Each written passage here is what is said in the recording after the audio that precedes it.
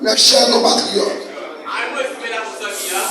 depuis l'arrivée au pouvoir du président haïtien Jovenel Moïse, Haïti connaît une période marquée par des fortes violences politiques, lesquelles ont culminé avec son assassinat tragique à son domicile le 7 juillet 2021.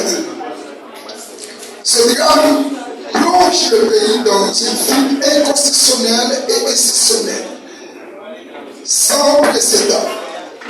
Le Premier ministre Ariel Henry, nommé quelques jours plus tard, s'autoproclamé chef du gouvernement et assume le pouvoir exécutif sans validation formelle du Parlement. Alors, il dirigea le pays pendant plus de 32 mois, juillet 2021 à mars 2024, sans mandat exécutif, sans gouvernement légitime, ni calendrier électoral. Face à l'aggravation de la crise, un vaste mouvement de protestation populaire éclate à travers le pays en 2023 et au début de 2024, dénonçant l'inaction du gouvernement et la complicité tacite entre l'État et les groupes armés. C'est la pression des manifestants, mais aussi de la communauté internationale, notamment les États-Unis.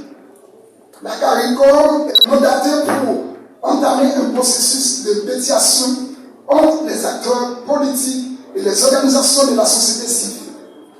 Ce processus aboutit en mars 2024 à la mise en place du Conseil présidentiel de transition, CPT, composé de 9 membres chargés de rétablir la sécurité, de conduire une réforme constitutionnelle via référendum et d'organiser les élections libres, honnêtes, inclusives et démocratiques sur la demande de la CARICOM. Cependant, plusieurs mois plus tard, à l'été 2025, ce Conseil présidentiel de transition n'a pas atteint les objectifs qu'il s'était fixés. La sécurité s'est détériorée davantage. Les gangs armés ont renforcé leur emprise. Aucun référendum n'a pas été lancé et les perspectives d'élections crédibles restent absentes. Ce constat marque l'échec total du Conseil présidentiel de transition, mais également l'échec global de la classe politique traditionnelle, désormais largement discréditée par la majorité de la population haïtienne. Elle a démontré qu'elle ne dispose plus de levier ni de la volonté nécessaire pour répondre aux crises multidimensionnelles, sécuritaires, alimentaires, institutionnelles, sociales qui traversent le pays. Durant cette période, l'État se désintègre, la violence des gangs explose, la corruption s'accentue, les institutions judiciaires sont paralysées et des millions de citoyens sombrent dans l'extrême pauvreté. Parallèle, la jeunesse représente plus de 60% de la population haïtienne est sacrifiée. Elle est déçue des décisions privées d'éducation, d'emploi et d'opportunités. Certains fuient, d'autres résistent ou s'engagent dans un mouvement critique et communautaire. Il devient dès lors urgent de proposer une nouvelle forme de gouvernance indépendante, des calculs partisans et centrés sur l'intégration des nouvelles générations de leadership, jeunes compétents, ancrés de la réalité sociale et capables d'initier la refondation de l'État et de la société haïtienne. Nous, citoyens engagés de la reconstruction d'Haïti, réunis au sein de large consensus national, incluant la jeunesse, la société civile, les étudiants, les universitaires, les organismes des droits humains, des partis politiques, des organisations organisations sociales, les associations paysannes, la diaspora, les regroupements des femmes, les syndicalistes, les secteurs religieux, protestants, catholiques, valorisants, les secteurs politiques et culturels, proclamons ce plan de gouvernance, de gouvernement de transition bicéphale pour une durée de 18 mois et non renouvelable comme l'acte de rupture et d'espoir indispensable pour sortir notre pays de l'abîme.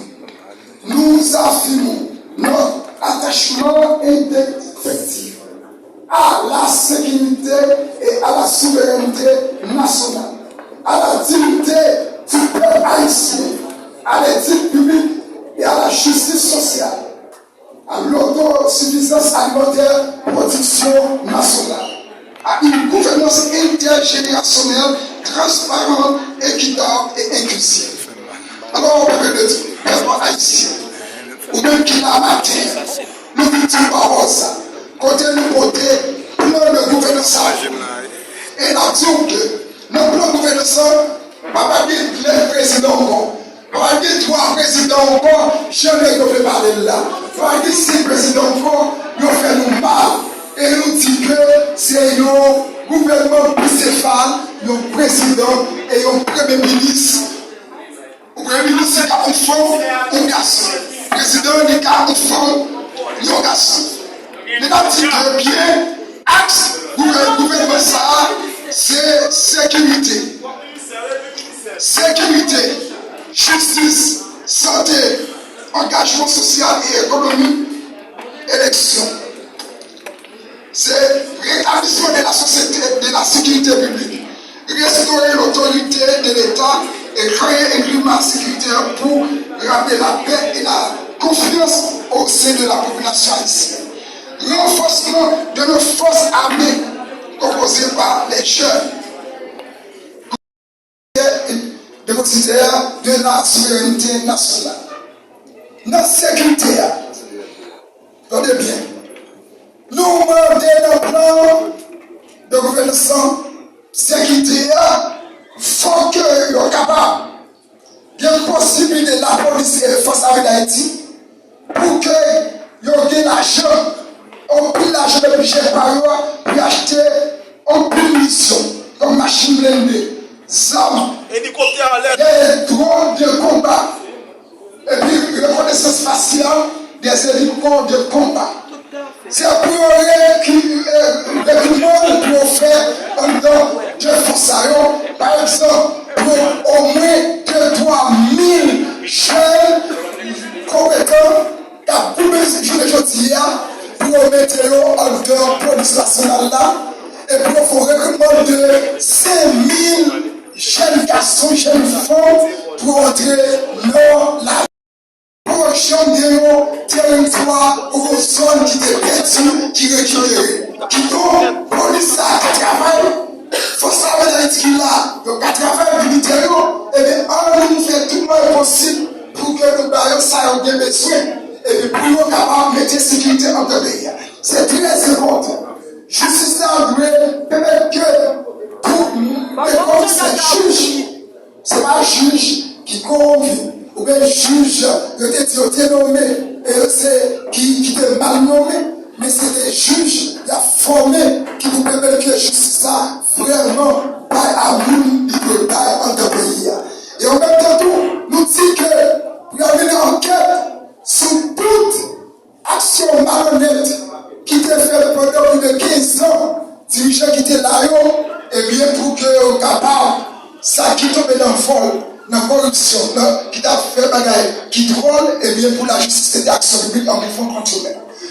Nous disons que, en tant que projet ça, c'est important pour la santé, pour nos systèmes sanitaires qui nous permettent que tout côté, parce que nous connaissons plus l'hôpital général, qui est cassé, mais pour être capable vraiment gagner un centre de santé, des cliniques qui nous permettent de mettre l'argent de santé. Et organiser des cliniques mobiles dans toute santé, dans tout crayon, côté de paquet, jeunes filles qui violaient, 6 000 qui violaient, qui ne mourent tout, nous connaissons l'histoire, 6 ans, donc en pile, l'homme bagage de faire. Et en même temps, tout, non, école